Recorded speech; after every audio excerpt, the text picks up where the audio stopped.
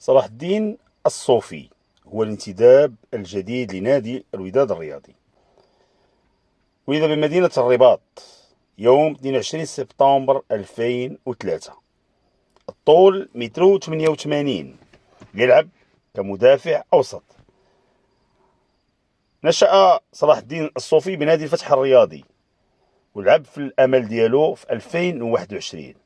بعد ذلك انتقل للنادي القنيطري في 2024، ثم عاد للنادي ديال الأم الفتح الرياضي في الميركاتو الشتوي في يناير 2026، حيث خاض معه 17 مقابلة، 14 منها كلاعب أساسي.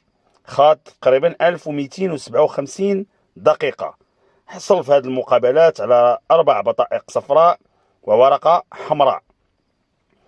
هذا الانتداب نظرا للمشاكل اللي كيعاني منها دفاع نادي الوداد الرياضي، واللي ظهرت بشكل كبير في الموسم الماضي، حيث ما شفناش ثنائيه مستمره اللعب.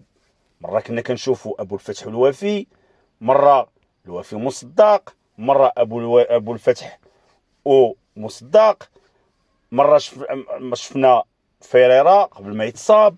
في اخر مقابله ولا المقابله اللي قبل من الاخيره شفنا بارت. الوداد دابا عنده 5 المدافعين، ولكن ما كانش الاقناع مع الاصابه اللي عند فيريرا اللي غير رجع يمكن حتى لاخر شهر شتنبر او شهر اكتوبر. بارت واش غيستمر ولا ما يستمرش؟ كاين هناك حديث على ان ابو الفتح سيغادر نادي الوداد الرياضي نظرا للمردود السيء الذي قدمه في الموسم الفارط. شفنا العدد الاهداف الكثيره اللي استقبل نادي الوداد الرياضي والهزائم المتتاليه اللي كانت بسبب سوء اداء معظم المدافعين. واش صلاح الدين الصوفي يكون هو داك الوازوغاغ اللي كان كيقلب عليه الوداد واللي غيعطي الدفء والامان لدفاع نادي الوداد الرياضي؟ السن ديالو ما نقول الصغير لان 22 سنه ماشي صغير، لعب صغير هو اللي عنده 16 17 سنه. لعب في الفتح، جا في انتقال حر، يعني كما كنقولوا بلغه الكره جاب فرقي في يديه. دابا حمل قميص نادي الوداد الرياضي. كنتمناو انه يعطي الاضافه، كنتمناو انه يكون في مستوى طموحات جمهور نادي الوداد الرياضي.